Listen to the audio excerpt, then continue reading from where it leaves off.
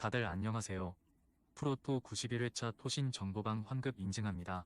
당첨금은 세후 금액인 거 알고 계시죠?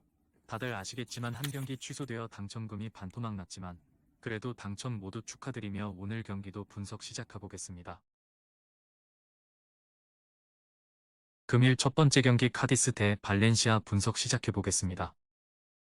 카디스는 지난 라운드에서 그라나다에 완패했다. 거기에 팀 측면 공격을 책임지는 소브리노가 퇴장을 당하며 이 경기에 나서지 못하는 악재가 생겼다. 마르치스와 과르디올라 등이 최전방에 나설 막시 고메스를 지원해 경기를 운영해야 한다.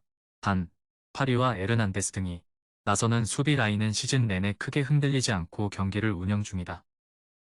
발렌시아는 최근 두 경기에서 쉽지 않은 상대를 모두 제압했다. 라요를 원정에서 잡은 데 이어 비아레알 상대로는 대승을 거뒀다. 페페루가 중원에서 경기를 조율하며 멀티골을 넣었고 야рем척의 마무리도 좋았다. 우고 두로가 잘해주긴 했지만 그를 제외한 선수들이 부진했는데 야렘척과 로페스 등이 위협적인 움직임을 가져가고 있다. 접전을 본다. 발렌시아는 페페로와 길라몬 등 상대의 중원 공세를 저지하며 경기를 이끌어갈 중앙 조합이 있다. 파울리스타가 버티는 수비도 안정감이 있다. 그러나 원정에서는 경기력 기복이 있다. 카디스도 수비적으로 버티는 힘은 있기에 승점 한 점은 가져갈 수 있을 것이다. 금일 두 번째 경기 페에노르트 대 네이메헌 분석 시작해보겠습니다. 페에노르트는 호벤을 패하며 주춤했지만 휴식기 전 2연승에 성공하며 2위를 유지했다. 트벤테와 알크마르의 추격을 받고 있긴 하지만 한 라운드 결과에 따라 순위가 바뀌진 않는다. 비록 우에다 아야세와 자한바크시가 아시안컵 일정을 위해 팀을 잠시 떠났지만 이바누세츠와 스탱스 등 공백을 메울 선수가 있고 히메네스가 절정의 골 감각을 자랑 중이다. 네이메어는 도스트가 경기 도중 쓰러진 이후에도 착실하게 승점을 챙기며 상위권 도약을 노리고 있다. 오가와가 최전방에 나서 안정적인 마무리를 보여줬고 매트슨과 타브산 등 이선 지원도 안정적이었다. 비록 리그 징계로 헤데메이커스가 결장하는 이번 원정이지만 프로퍼와 쇠네 등이 나서 공백을 메울 것이다. 페에노르트의 승리를 본다. 우에다의 공백이 있긴 하지만 히메네스와 딜로선, 파이샹과 스탱스 등 리그 최고 수준의 공격진이 있기에 네이메언 수비를 두들길 수 있다. 원정팀은 헤데메이커스의 결장 공백이 크게 느껴질 것으로 보이고 위버와 마디로의 홈팀 중원에 고전할 것이다. 금일 세 번째 경기 르아브르 대 리옹 분석 시작해보겠습니다. 르아브르는 승격팀이지만 중위권에 머물고 있다. 가장 유력한 강등 후보라는 평가를 들었는데 니스를 제압하는 등 만만치 않은 전력을 보여줬다. 그러나 재개되는 리그 경기에서 전력 누수가 크다. 주전 스트라이커인 모하메드 바요가 기니 대표팀에 합류했고 측면 수비수인 은디아에가 징계로 결장한다. 카시미로와 쿠자예프 등이 팀 공격을 이끌어야 한다. 리옹은 에레디비지의 아약스, 라리가의 세비야와 더불어 유럽에서 최악의 전반기를 보낸 팀이다. 감독의 교체와 함께 서포터들의 시위가 있었고 최하위에 오래 머물렀다. 그래도 툴루즈전 승리 이후 3연승에 성공하며 14위로 올라왔다. 수비가 안정을 찾은 모습이고 라카제트와 체르키가 기회를 골로 잘 연결했다. 리옹의 승리를 본다. 중앙 수비수인 로브렌이 빠지는 점은 아쉽지만 오브라이언과 칼레타카 등 최근 3연속 클린시트를 합작한 선수들이 건재하다. 톨리소의 중원 지원 속에 점차 경기 주도권을 잡을 리옹의 상승세가 유지될 것이다. 홈팀은 바요의 이탈 공백을 메우기 어려워 보인다.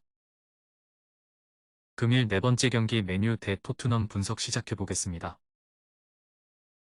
메뉴는 리그 8위에 처져 있다. 지난 라운드에서는 노팅엄에 패했고 5경기에서 단 1승에 그치며 선두권과 차이를 좁히지 못했다.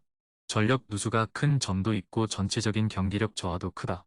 산초는 도르트문트로 떠났고 암라바의 네이션스컵 참가, 카세미로와 마운트의 장기 결장 등이 복합적으로 팀을 흔들고 있다.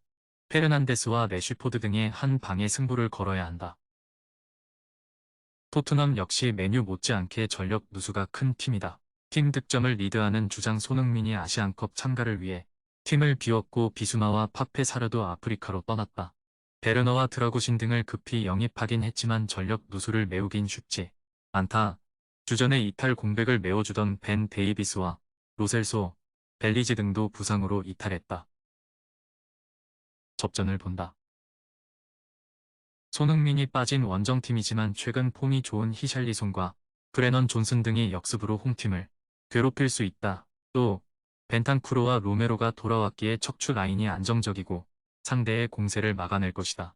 메뉴가 홈에서 공격을 주도할 수도 있지만 호이비에르와 벤탄쿠르가 중원에서 수비 라인을 보호할 토트넘 상대로 승점 한 점에 만족해야 할 것이다. 금일 5번째 경기 메넨글라트바흐 대 슈투트가르트 분석 시작해보겠습니다. 글라드바흐는 이번 시즌도 부진한 성적에 그쳐있다. 팀을 떠나 세리에를 폭격 중인 튀랑의 공백이 시즌 내내 느껴지고 있는데 플레와 크방카라가 기대만큼 해결하지 못했다. 이 경기에는 수비의 핵인 워버가 빠지는 악재도 있기에 무승 탈출이 쉽지 않을 수 있다. 단, 코네와 바이글 등 공격 전개에 능한 중앙 조합은 홈경기에 나설 수 있다. 슈투트는 전반기 분데스리가에서 가장 놀라운 팀이었다. 하위권 전력으로 평가받았지만 11승을 따내며 3위를 기록했고 기라시가 폭발적인 득점포를 선보였다. 그러나 아시안컵과 네이션스컵으로 인한 전력 누수가 크다. 리그 득점왕에 도전하는 기라시 외에도 아시아로 간 정우영과 이토의 와망기 투카 등 핵심 전력 4명이 팀을 비웠다. 슈투트의 승리를 본다. 주전 공격수가 빠진 데다 벤치에서 가장 먼저 피치를 밟는 2명의 선수도 없지만 온다브가 건재하고 르월링과 퓨리 등 시즌 내내 잘해주는 이선도 있다. 워버의 이탈 속에 수비가 흔들릴 홈팀 상대로 슈투트가 잘하는 공격 축구로 승점 3점을 더할 것이다. 금일 6번째 경기 피오렌티나 대 우디네세 분석 시작해보겠습니다. 피오렌티나는 사수올로 원정에서 90분 내내 경기를 지배했지만 골이 터지지 않으며 승리하지 못했다. 은졸라와 브레칼로, 이코네 등이 최선을 다했지만 상대의 거친 수비를 넘지 못했다. 그래도 코파 이탈리아에서는 난적인 볼로네를 잡고 준결승에 진출했고 리그에서도 꾸준히 상위권을 유지 중이다. 만드라고라와 덩컨, 아르투르 멜로 등 중앙을 앞세워 홈 연승을 노린다. 우디네세는 볼로네를 완파하며 흐름을 타나했지만 나치오에 패했다. 원정에서는 좀처럼 승점 추가를 하지 못하는 이번 시즌이기에 홈 연승을 노렸는데 원하는 결과를 얻지 못했다. 때문에 강팀을 상대하는 이번 원정에서는 텐백으로 패하지 않는 데 집중할 것이다. 피오렌티나의 승리를 본다. 우디네세는 왈라스와 로브리치 등 중원 경쟁력이 좋은 선수들이 있다. 그러나 여전히 최전방의 마무리는 강등권 팀 이상으로 좋지 않다. 미렌코비치와 비라기 등이 수비 라인에 나설 홈팀 상대로 골을 기대하기 어렵다.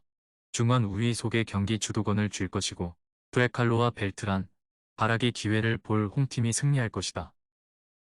토신 최종 조합은 영상 아래 고정 댓글로 말 걸어주시면 토신정보방에서 무료로 공유해드립니다. 제발 손해보면서 토토하지 말고 다같이 웃으면서 즐겁게 베팅합시다. 함께 하실 분들은 부담 갖지 마시고 편하게 말 걸어주세요.